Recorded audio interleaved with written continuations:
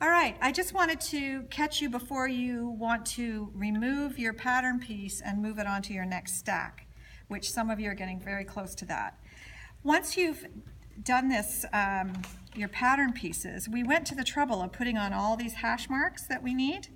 So what you need to do now is create those hash marks in your fabric.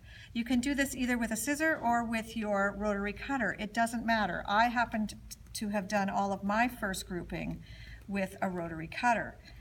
But if you prefer, in both cases, we want to cut into the seam allowance, but not up to that seam, okay? And we're just gonna make a little notch, okay?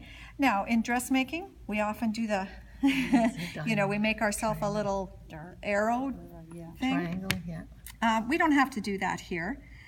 You wanna make sure that your pattern is still in its location, so you can also do it with your rotary cutter. I happen to have a small rotary cutter, which is very handy for this purpose. Okay, but you can be careful, and we're just going to roll in, but not over. Don't panic. Okay, so I've gone up to, but not including that seam line.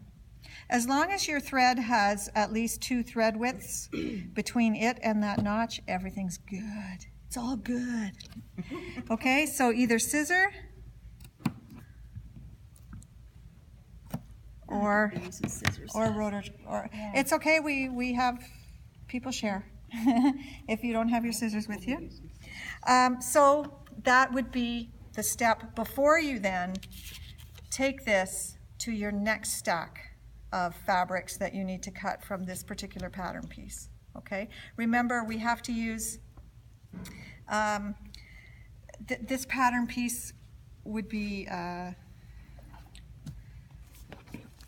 good to transfer as far as it'll go, you know. Otherwise, you move on to your next pattern piece. So once you take the paper off, how do I remember that's pattern piece F or whatever?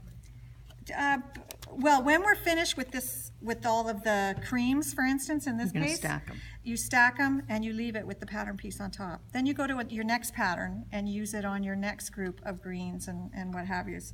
The difference being that now we're going to mix and match our colors together. So at that point, all of our seam, like you've marked seam allowances and so on and so forth, so that's going to help us put all of those things together, because there's no way we could get this pattern piece, no matter whose freezer paper we're using, it would never make its way through all the stacks. So that's why we marked seam allowances, cross seams, okay, where they're gonna match up with another seam on another piece. And yeah, we're doing our best to make this work. If your notches that aren't seam adjacent, if you could make those as close as possible, but honestly, you're gonna get the hang of this once we get going. I'm just giving you the... I have a question. We're only gonna be putting, we have 3 different patterns and they're not all marked identical, like this. Well, your seam lines are all marked identical. They're all Your identical. cross seams are identical. These are not necessarily identical, but you're going to get the feel of how these pieces go together, what should be hanging off of both ends. If these were as close to identical as possible, good point. They're Right, not. because this one, mine aren't, but because not. this one's not gonna match the second sheet. Yeah, it's it's gonna work. Because I use different pattern pieces for mine. But, I mean, it's a good point. If you can match those up on your 3 different pattern pieces, or at the very, you know, if you can get this to work further and further along, someone suggested using spray-based, putting spray-based on the back of the freezer paper. Or glue. That could work as well. I have Glue stick, if you want to No, I continue. have a spray glue, that's no good?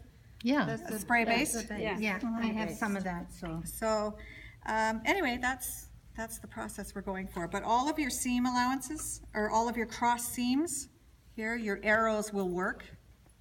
And you're gonna get the hang of this. You are, trust me. I might